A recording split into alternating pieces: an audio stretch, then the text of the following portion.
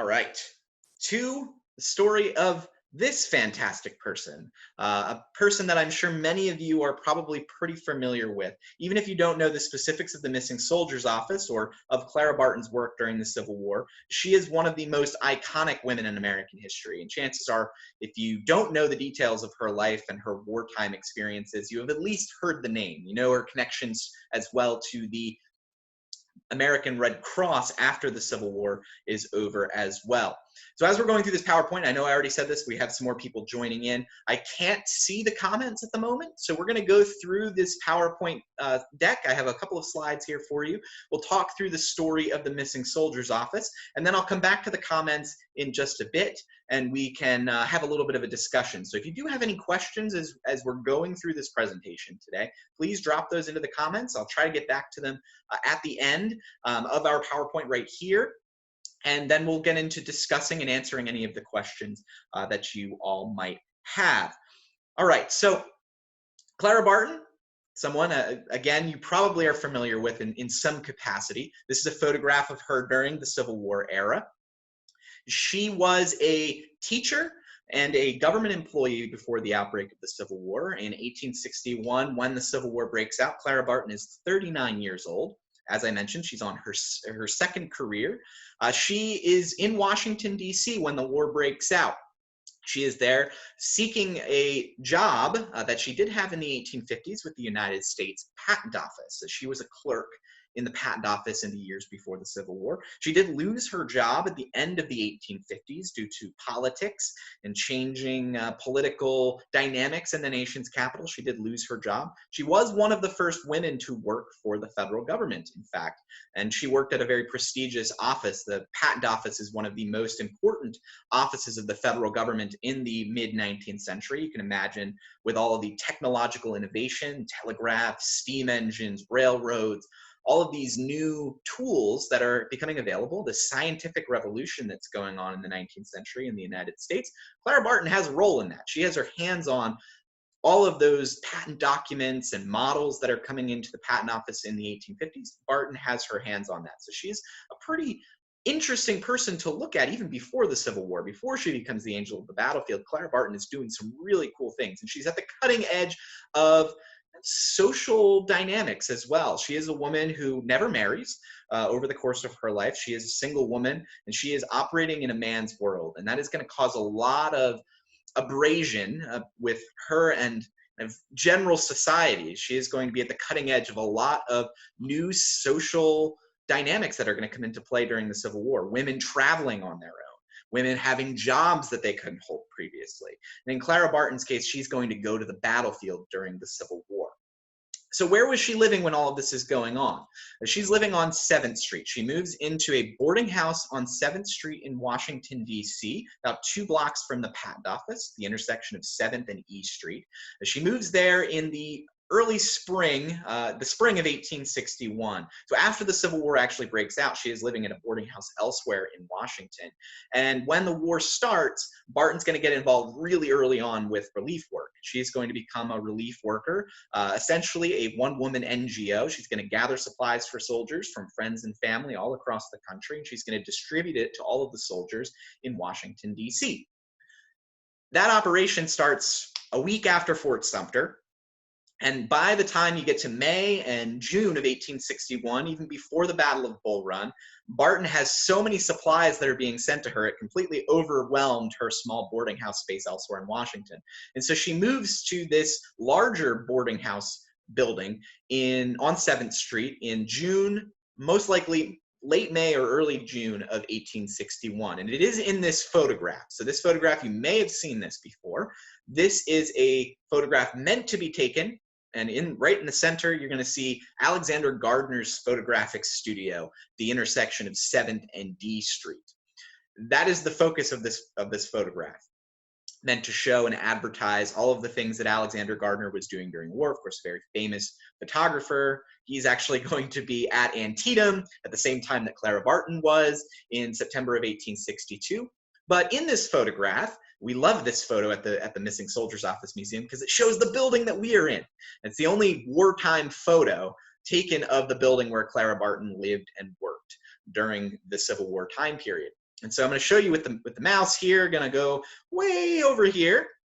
You are going to notice that there's a building sticking out here with an awning on it from the 3rd floor. That is the boarding house where Clara Barton lived. On the 1st floor was most likely a jewelry store through most of the conflict. The 2nd floor, which you can just kind of make out there, were offices, professional offices. There was a dentist that lived at this building. The address for it was 488 1/2 7th Street. There's professional offices. There's some lawyers there during the war doing pension work. That's going to come in at the end of this, towards the end of this presentation today. We're going to talk a little bit about pensions and how Clara Barton got herself involved in those.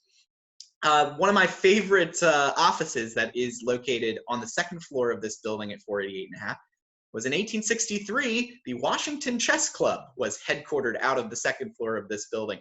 Clara Barton was actually not in this building, not living here for most of 1863. She was down in South Carolina, but I just love that. But the Washington Chess Club had an advertisement that their offices in 1863 were on the 2nd floor of the building at 488 1/2 7th Street. The 3rd floor, which again, going back over here, we're talking about this building right in here. The 3rd floor was a boarding house operated by Edward Shaw. The building's actually owned by a woman named Susan Ireland, which is pretty revolutionary for this time period in Washington, to have a woman owning multiple buildings. She did own multiple properties in Washington. But Edward Shaw was a patent clerk, was I don't want to call him a friend quite yet, of Barton in the 1850s. They worked in the same office.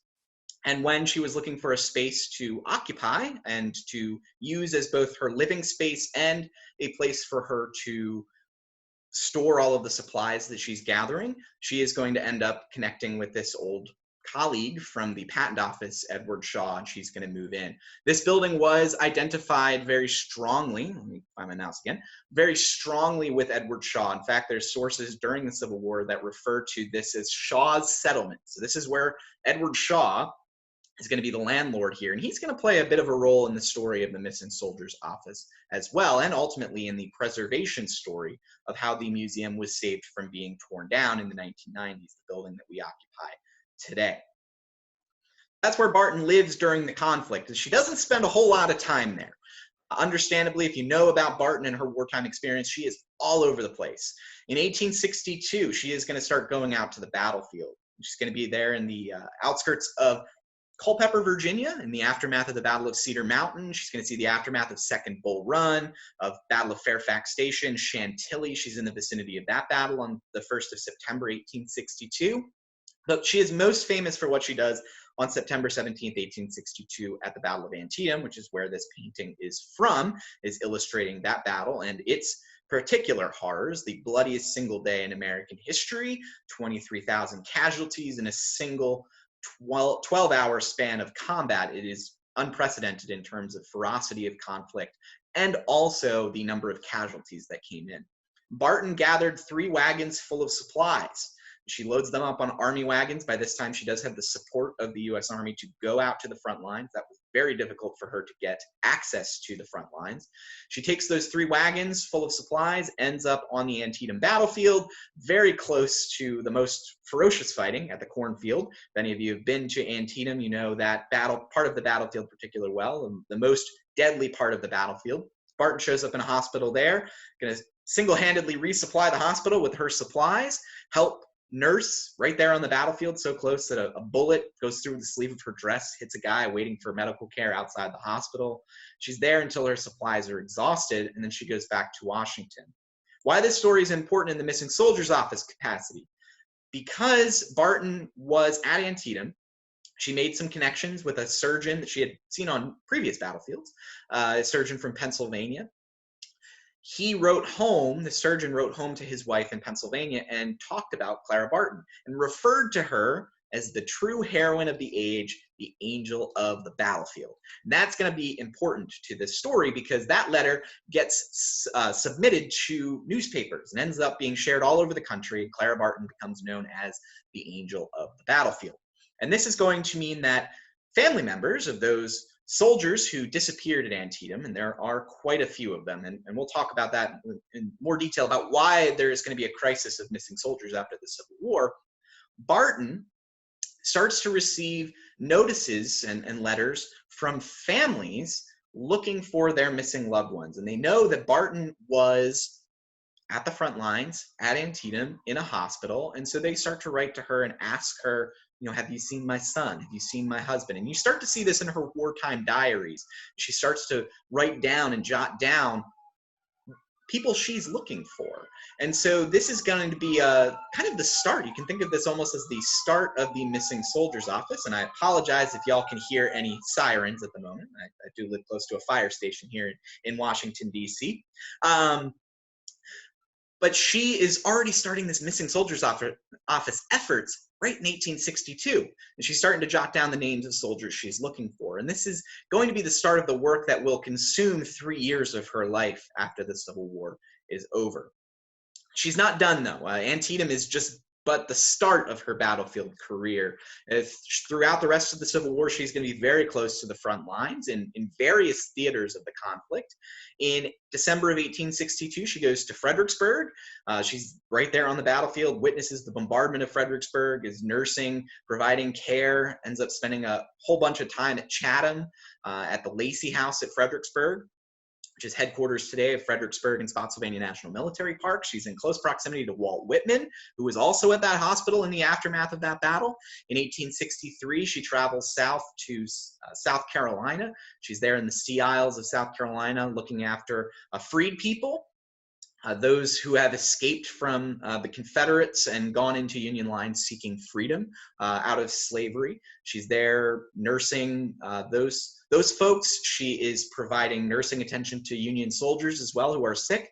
Her most famous service is going to be at the Battle of Fort Wagner in July of 1863. Barton is very close to the front lines of that particular engagement, and she's going to be assisting in nursing Union soldiers, both white and black, as a result of that battle. That, of course, is the first major engagement that the 54th Massachusetts infantry is going to fight during the war, that unit made famous by glory. She comes back north to Virginia and Maryland in 1864, and that's where this photograph is taken just outside of Fredericksburg, Virginia, showing all of the wounded soldiers being cared for after the battles of the Wilderness and Spotsylvania Courthouse. And Clara Barton is going to be involved in the medical attention for those soldiers. And she's going to follow the Army south and ends up helping to manage a hospital at Petersburg, Virginia during the siege there. So she's gone from being a government clerk, essentially, in 1861 with no nursing experience. I have to emphasize, no nursing experience before the Civil War breaks out. By 1864, the U.S. Army is entrusting her to help manage a 1,000-person hospital in the vicinity of Petersburg, Virginia. So she has gained a ton of experience and made a lot of important contacts that are going to be really important for the rest of her life and the rest of her career as a humanitarian, which is her new job. She essentially is become a full-time humanitarian over the course of the Civil War. She is going to do this sort of work right up to the very end of the conflict. But this is a good photo to show you kind of what she's dealing with, the scale of the carnage. At Fredericksburg, there's 10,000, then 20,000 wounded soldiers passing through from some of the most vicious fighting of the Civil War at Spotsylvania and the Wilderness. Barton is unfortunately getting her hands on a lot of this, and this is going to be valuable experience for her of becoming a humanitarian and understanding how to help others. So these battlefield experiences are very formative for her. They're going to be important and shape her later role as a professional humanitarian. Next step in her career and setting her up for the missing soldiers office is going to be here at Camp Parole. This is on the outskirts of Annapolis, Maryland.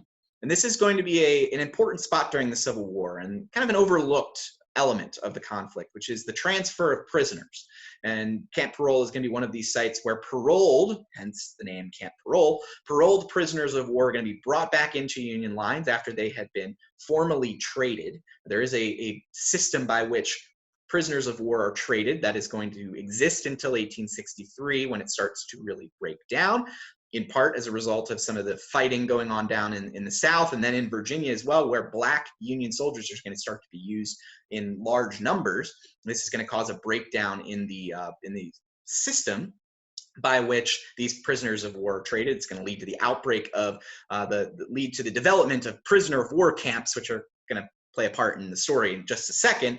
But this camp in the outskirts of Annapolis is going to be where those Union prisoners of war who have been released, have been traded for Confederate prisoners of war, are going to be brought back into Union lines. This is where they're going to be quarantined, because many of these men are going to be in pretty rough shape after their service, after their time in prisoner of war camps in the South.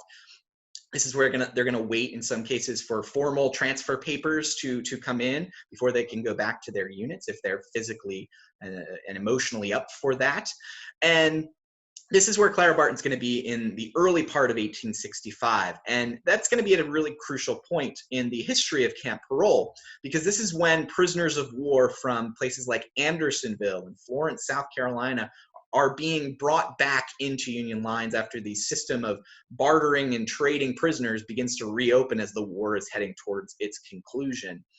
And at Camp Parole, Barton is going to have a role in trying to provide relief and aid for these prisoners as they're being brought back into Union lines. And they're in terrible shape, in horrible conditions, skin and bones. I'm sure many of you have seen photos or sketches of what these men looked like when they came back.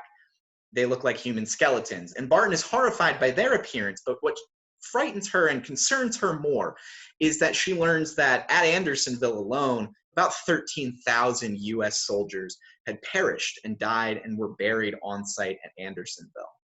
And so Clara Barton, because of her experience during the Civil War and the understanding of what battlefield death meant and the large numbers of unknown soldiers buried in battlefield graves, and the fact that there's no notification system, the federal government does not notify next of kin of if something happens to a soldier in their family. The states kind of hit or miss do this. It really fell to the units themselves, the men, the comrades, the officers in individual units to notify families, or by publishing lists of casualties in local newspapers on the home front for families to be notified of what happened to their loved ones. And with this prisoner of war camps in the South, there was very little communication going in and out of those camps. And so that meant Clara Barton understood this. It's 13,000 men whose families have no idea what happened to them. And those soldiers just simply vanished, and their families have no trace of what happened to them. Other than they know they were captured in many cases, they don't know the ultimate fate and disposition of their loved ones. And so this is going to provide that idea, that give it a spark for a germ that was already in her mind about these missing soldiers and finding ways to care for them. That is going to begin to germinate and begin to work over in her mind as she's at Camp Parole. Another factor in this, Clara Barton has struggles with mental health throughout her life. And one of the ways that she dealt with her depression, she was later diagnosed in the 1870s with melancholia, which was the 19th century diagnosis for depression. One of the ways that she kind of self-medicated was by keeping busy, by throwing herself into whatever project she had at hand. And so during the war, that is nursing, that is relief work, that is gathering supplies and distributing them. And at the end of the war in 1865, that role that she was playing wasn't really necessary anymore. It wasn't really needed. The U.S. Army and organizations like the Sanitary Commission and the Christian Commission did a fantastic job to supply the men and make sure they're well fed, well supplied, and that when wounded, those soldiers are going to be well cared for. And so Barton is running out of things to do. And so at Camp Parole, she now has a new mission. She has something to throw herself into, and a new way of impacting the lives of soldiers and their families, and to do her patriotic duty to support the Union war effort. She is an unabashed supporter of the Union. She is a native of Massachusetts. If she had the right to vote, she would have loved to vote for Abraham Lincoln. I can guarantee it. She can't serve as a soldier, but what she can do is to help suffering soldiers and help grieving families. And the Missing Soldiers Office, which the idea comes into her head in the early months of 1865, this is her next mission. So in early 1865, she's seeking approval from the federal government to start this work. She can't really do it on her own. She needs to affiliate herself with the federal government. And so in early 1865, she begins to make some moves and call on friends and colleagues that she had made during the war. These are people in the military. She has friends. She has colleagues high up in the Union military. She calls on them to try to open some doors for her. She has a very powerful ally on Capitol Hill, a senator from her home state of Massachusetts, named, his name just slipped my mind, Henry. I'm sure in the comments you guys will fill in there, slip of the mind there. But she has very powerful friends on Capitol Hill that are going to kind of grease the wheels for her and allow her to continue moving forward with this idea. She wants to get approval from Abraham Lincoln to do this, though. And so this letter, which I just love, is one of her efforts to get the attention and capture the attention of Abraham Lincoln.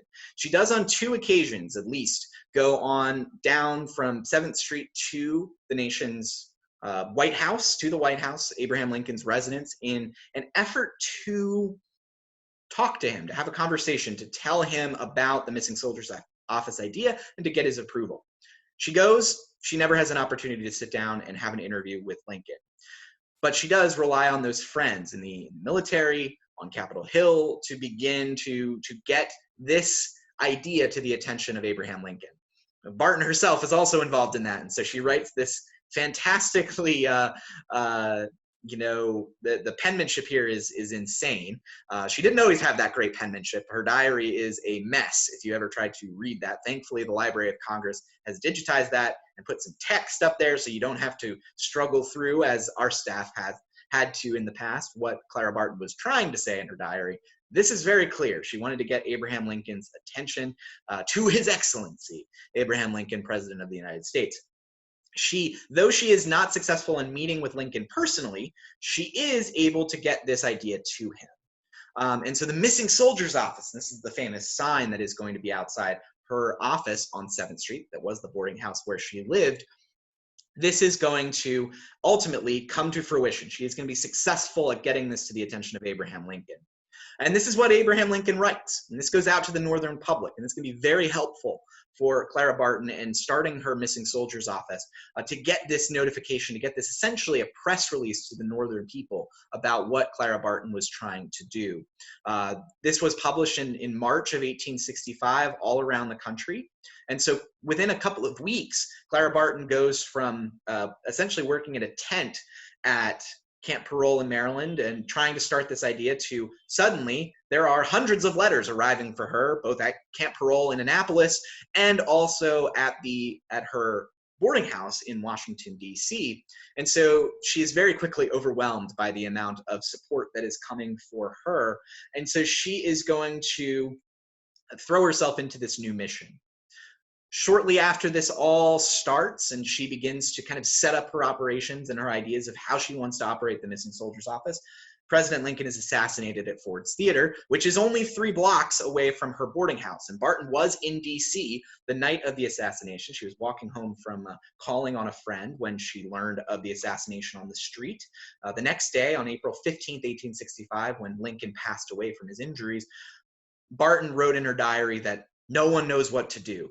That she was hit as hard as any other American with this news of tragedy at Ford's Theater. But this impacted her very personally.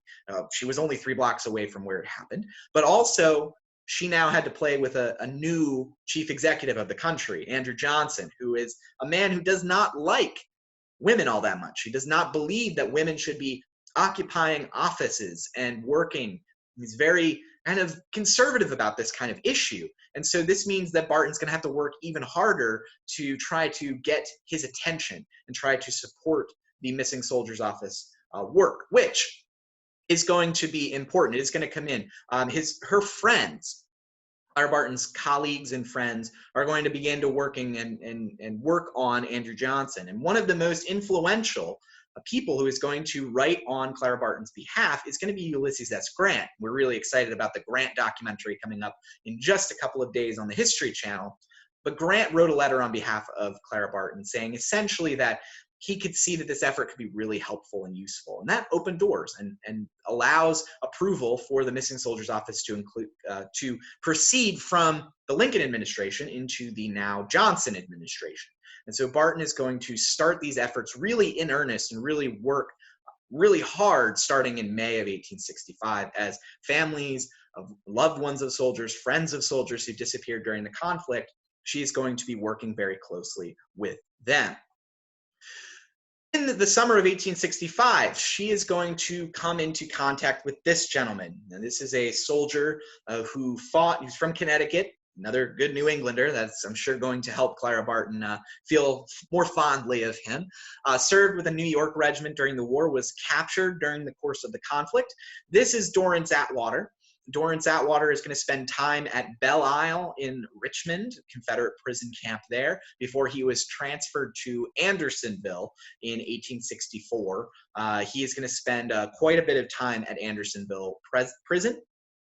And this is going to be important for kind of the Missing Soldiers Office story in total, because Atwater isn't just a prisoner there. He ends up becoming a clerk.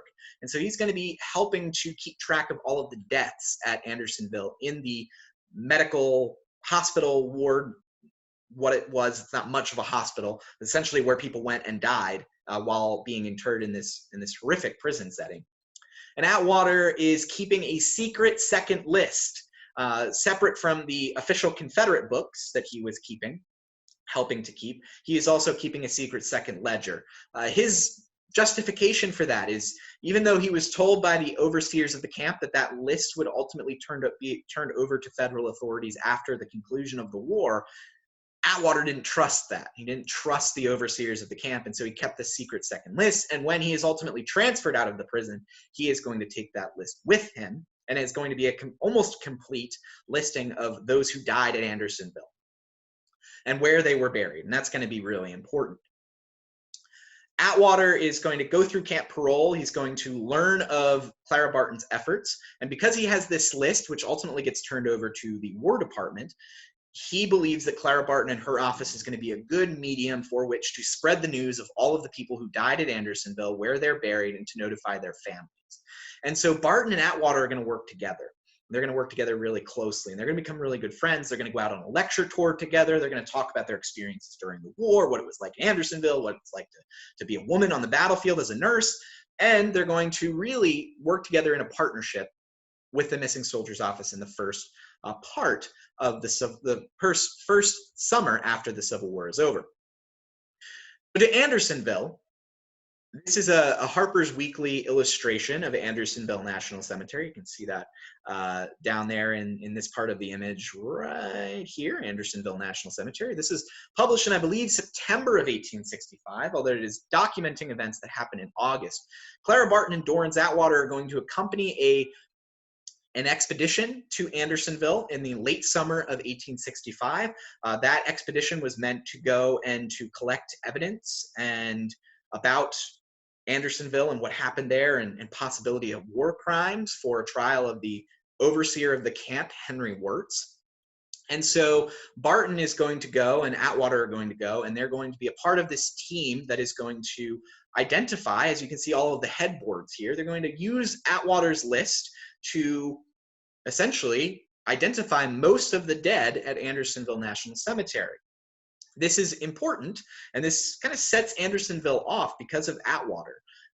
Atwater didn't trust the Confederate overseers of the camp, and that was a good thing, because that ledger, the official books, for the most part, disappeared. And this is not exclusive to Andersonville. If you go to other prison camps in the South and go to their cemeteries. I was just in Florence, South Carolina last year, and you go to the official military cemetery where those that died at Florence's prison camp in the stockade there, most of them are unknown. Most of them are unidentified. Their graves were not marked. There was no way of knowing who was buried in what plot, and that means that all of those families don't know exactly where their loved ones were buried.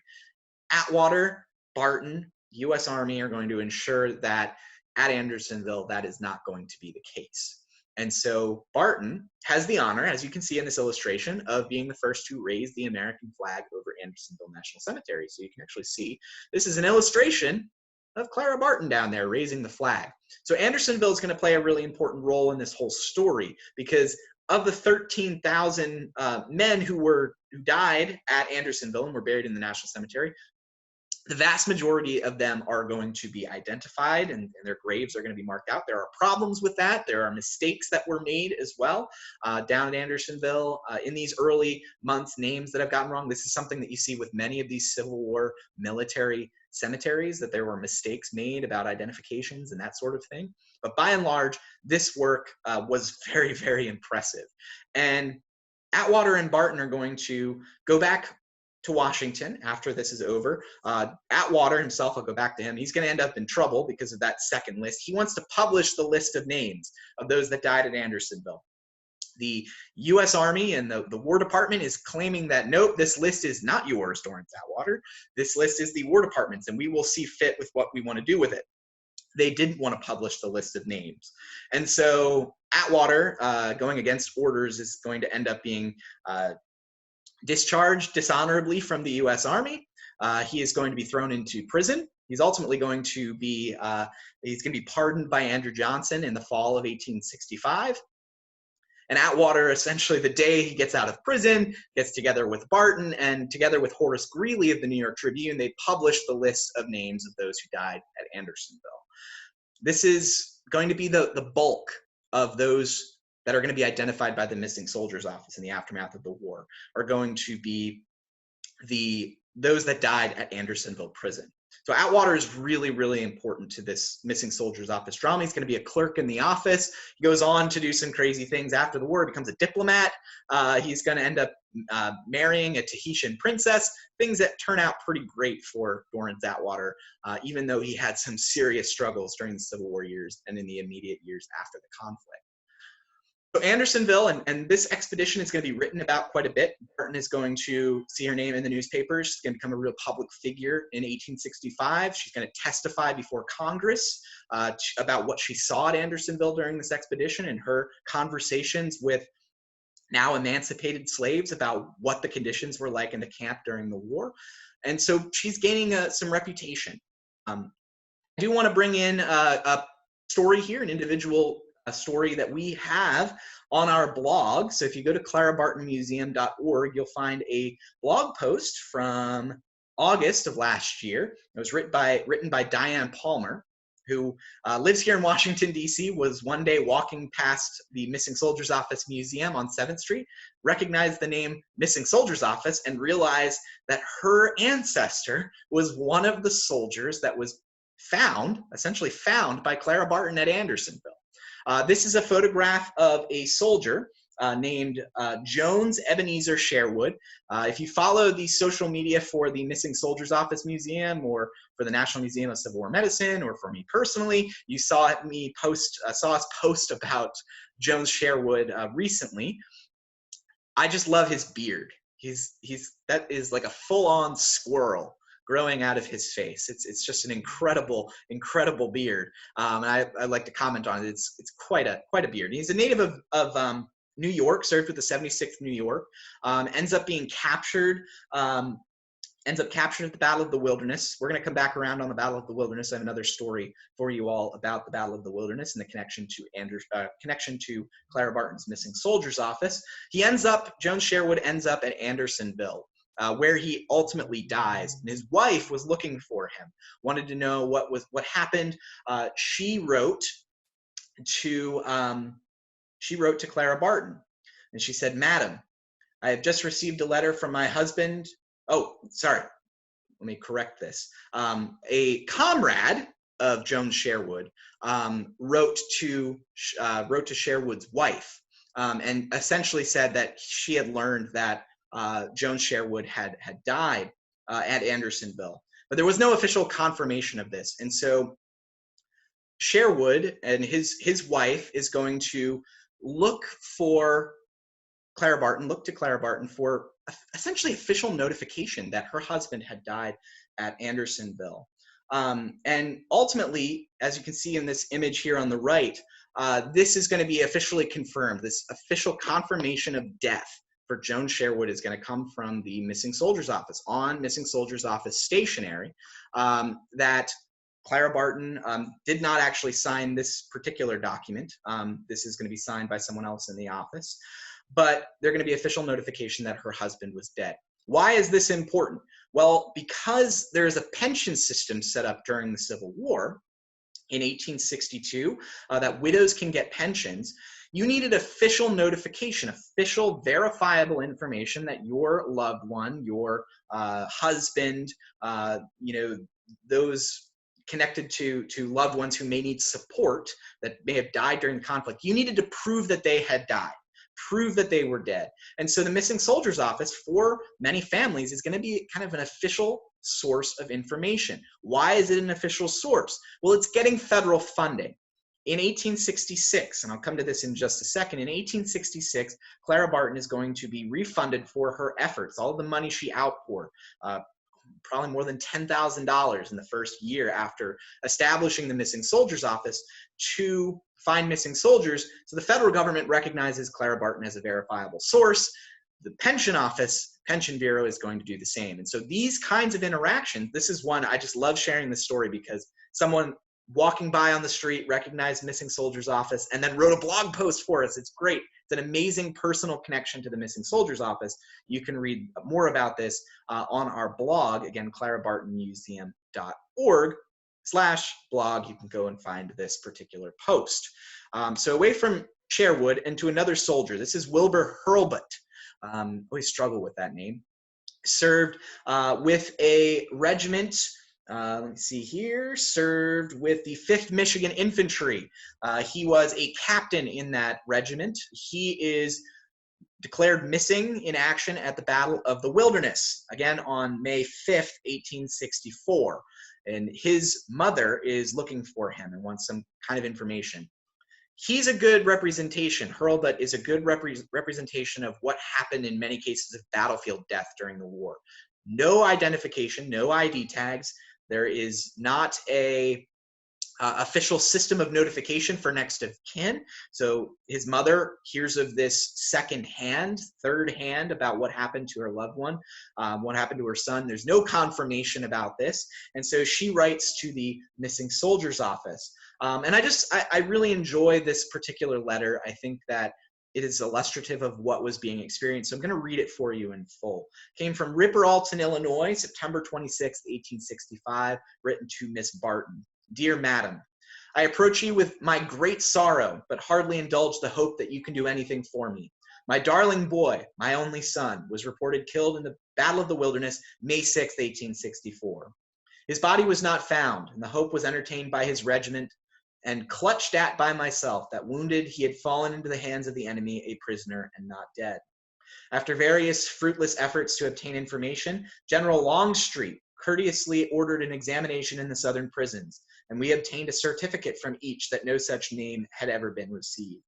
After all investigations, we are led to the conclusion that he died on the battlefield or mortally wounded, was conveyed to some farmhouse, and may have been buried.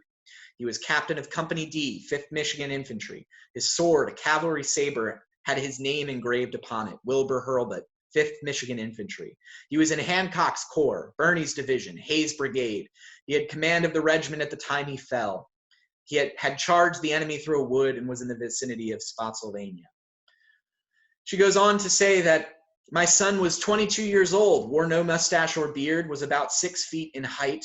When in college, he was rather spare, but the outdoor life of the Army had given him a robust appearance. He entered the Army as an aide to General Richardson, just a connection to the Pry House Field Hospital Museum, which is where Israel Richardson actually perished at Antietam National Battlefield back in 1862. So a little connection between our museums there. After that officer's lamented death, he served in the Michigan 5th.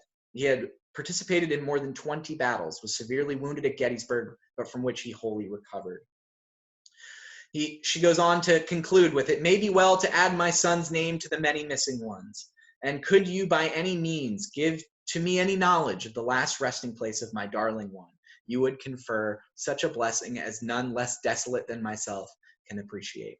May God bless you in your humane efforts and abundantly reward you. Mrs. T.B. Hurlbut, Ripper Alton, Illinois. This is one of the cases of many that the efforts of the Missing Soldiers Office were unsuccessful.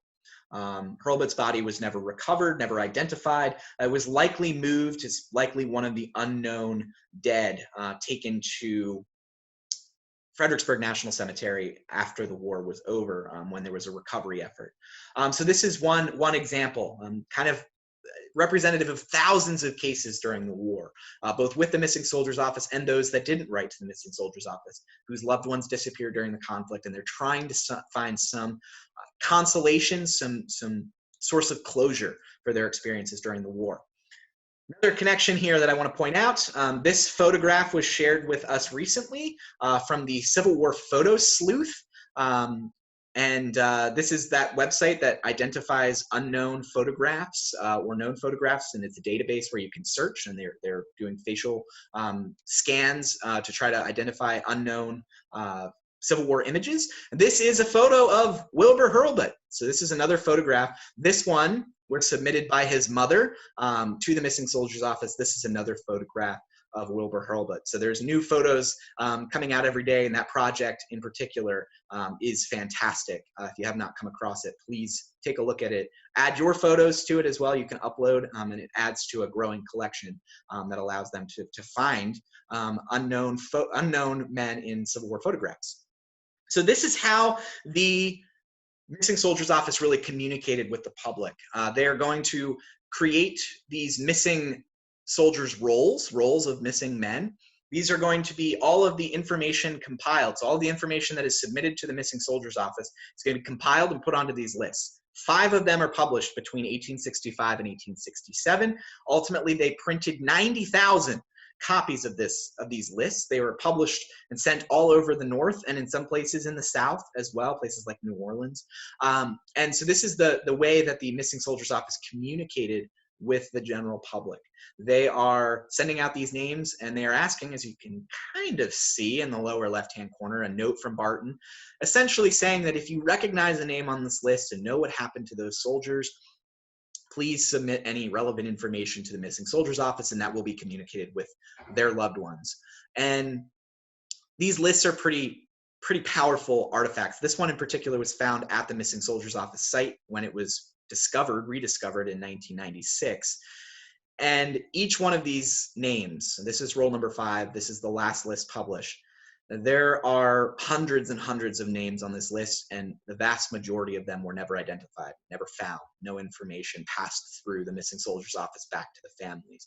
And so looking at this list, it has that power of all of these soldiers virtually disappeared without a trace, and all of those families suffering with no closure, not knowing what happened to their loved ones, whether they are alive or dead. And there are cases where they were alive. Many men on this list, if you look at them anecdotally, start to look at some of the names on this list, you see not that they were killed or captured, but that they left a hospital, they left the army, they disappeared, they deserted, and were never heard from again, did not come back home to their family at the end of the war. So this is a mixture. There are men undoubtedly that died honorably on this list. There are also those who disappeared and went on and lived entirely different lives away from their families and never reached back out to them. So that's one of the most common questions we get is, was everyone on these lists dead? And that is not the case. So this is actually, I'll breeze through this one. This is the federal government in May of 1866 giving some money to the Missing Soldiers Office. Around $15,000 will be given to the Missing Soldiers Office for this effort, given to Clara Barton. This is an idea of what the office looked like in 1865, more like 1866 and 1867, when the office is fully thought out, and there are about 10 clerks working with her in this office. They essentially turned the boarding house into an office. So Barton ends up kind of running the entire boarding house 3rd floor in partnership with Edward Shaw, who's going to volunteer as a clerk to work in this office as well. This is where the magic happens. This is where Barton and her team are going to communicate with the families of missing loved ones. And we don't have any photographs. There are a few descriptions of it, but from all we can tell, it's basically a 19th century office. We have tried to recreate some of this at the Missing Soldiers Office Museum today. But this room, what is known as room 9, is the main area where we do programs. So if you ever come on a program or a tour at the Missing Soldiers Office, you're going to be in this space, the space where Barton and her team worked to find missing soldiers. So by the numbers, Barton and her team going to, from 1865 to 1868, get 63,000 letters. If you look at that time span, that means 100 letters a day coming into this office. It shows you the scale of what is being faced. And in total, Barton and her team are going to find 22,000 missing soldiers. It's 22,000 soldiers, 13,000 of whom are, though, dead at Andersonville, so that makes up a big chunk. The others are going to be a mixture of, well, of prisoners of war. In one case, we know of a soldier who didn't want to be found, and Barton was able to report to his family that he was still alive, but didn't want to have any contact with his family any longer. But 22,000 soldiers found, and this is the first ever effort of its kind in American history, American military history especially, to find and recover missing soldiers. This is going to become this is going to plant the seeds that are going to come back around in World War I, the next major large-scale conflict. I'm not going to count the Spanish-American War in that. Sorry if you're a big fan of the Spanish-American War. Not a major conflict on the scale of the Civil War. But in the Spanish-American War, there's the first moves at graves registration units, and that is going to be fully fleshed out, more fully fleshed out during World War I, where you start seeing ID tags, dog tags as they become known. You start to see graves registration units, and there is a much more of a care and a passion for making sure that the dead are treated respectfully in World War I that carries right up to the modern day. Clara Barton's Missing Soldiers Office and trying to restore some dignity to these dead, that's where you can trace a lot of those developments in modern graves registration, modern efforts like the DPAA and the Department of Defense to find and recover those that died going back to World War II. So this is still really relevant and really connected. Even though it's 155 plus years ago, still very relevant to what's going on now, and it provides the inspiration for a lot of what is going on today with graves registration and making sure that the dead are properly cared for from our military services. All right, so that is going to conclude my PowerPoint section. I know I went a little bit long, so I hope you're all sticking with me. I see I still have 71 people here, so that's good. Thank you very much for tuning in with us. I am going to try to go back through here and see if we have any questions. I think I can see all of them. All right, so thanks for watching, everybody. If you are enjoying the program so far, before I get to questions, please hit the like button, hit the share button, and if you're really enjoying the program and want to support the Missing Soldiers Office and our ability to tell these stories, consider becoming a member. Membership supports us, allows me to do what I'm doing here online, allows me to do what I do at the museum, to continue to share these kinds of stories. So thank you for those of you who already have become members or donors, and I hope some of you will consider becoming one today. All right, so let's go through here. From Dan, were there departments in the office to look for soldiers by state, or was it just by case and random? As far as we know, this is going to be pretty scattershot. There's not going to be an organization to this by state. They're going to be working in close proximity and with close connections to the War Department and the Adjutant General's Office of the U.S. Army and of the War Department, because they're trying to communicate and looking at all of the different forms that are out there, trying to find these men, in many cases just trying to find them on paper. Important to reference here that there are very few cases where soldiers are being identified in their graves if they aren't marked.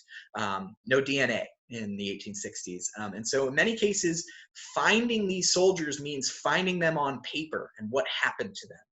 In many cases, the only closure that these families are going to get is by the Missing Soldiers Office or the War Department saying to them, yes, your loved one died on this day at this place and is buried somewhere on this battlefield or in this in this prison camp cemetery.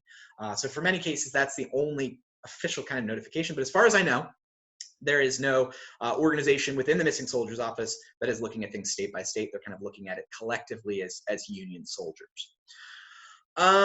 Keep going through here. I see Kyle and our education crew have been good at sharing links and things. That's both. I see John was posting. Thank you, John, for doing that for us. Keep going through here. June Stearns, Butka. Hope I'm not mispronouncing that too badly, saying that her ancestor died on June 28, 1864. If you are looking and you want to know more information about this, this is a good reference. You can go to our website, civilwarmed.org.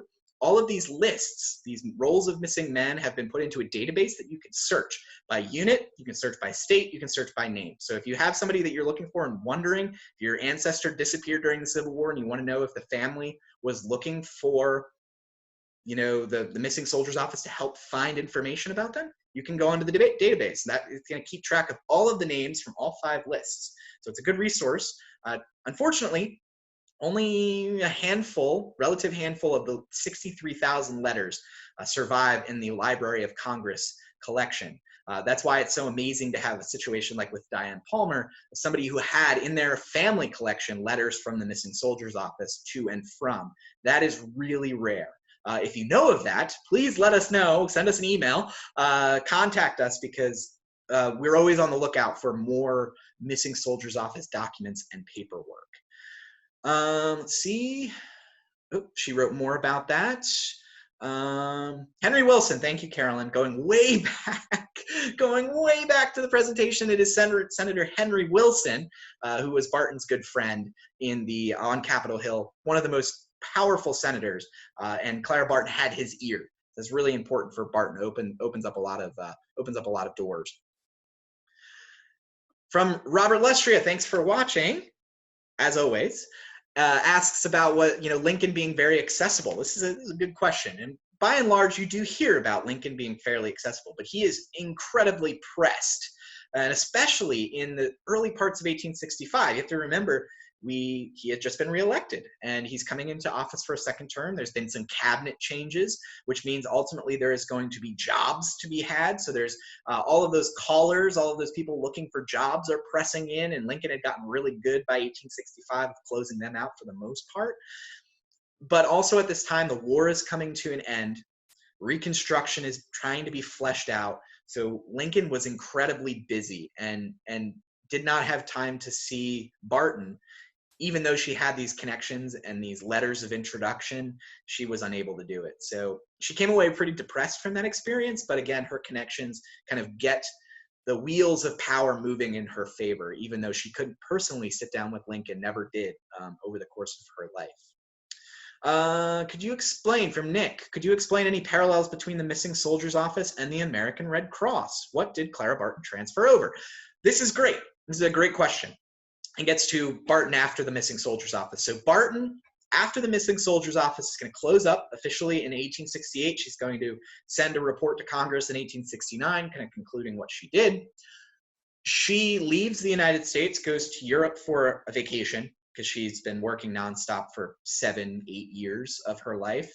And she is at the end of her tether, physically, mentally, emotionally. She goes to Europe, ends up in Switzerland, is living with a family of someone, a clerk who served in the Union Army during the war that Barton had nursed. He had worked for her at the missing soldiers office. And when the war was over and she is looking for a place to go and take a vacation, he says, go stay with my family in Switzerland. And so she does. She goes to Switzerland, and she ends up in Geneva, which is where the International Committee of the Red Cross was located. They get connected, and the rest is history. In a very, very short way. Barton spends all of the 1870s essentially trying to convince the federal government, the United States government, to become a part of the International Committee of the Red Cross. She is successful in 1881. Actually, the day of her founding the American Red Cross was yesterday, the anniversary. And she is going to serve then as its president and founder for 22 years. Barton is going to use a lot of the experience she has at the missing soldiers office, and during the Civil War, she's going to apply that to the Red Cross. And so she's going to take the Red Cross out of just war work and into civilian disaster response. And so she is able to use the experience, the connections she was able to make during the conflict, during the Civil War. She is going to use those to provide a basis for the knowledge and experience that she needs to start the Red Cross. So you can think of the missing soldiers office as really one of her first efforts at humanitarianism, where she's kind of solo and running an operation. And so during the war, she's mostly by herself. She's operating as an individual. She works alongside the Sanitary Commission and the Christian Commission and state relief organizations, but she doesn't do a lot of the logistical work of running a large organization during the war. She does that after the war when she's running the missing soldiers office. So the missing soldiers office is really important to giving Barton the know-how that she needs to start the Red Cross.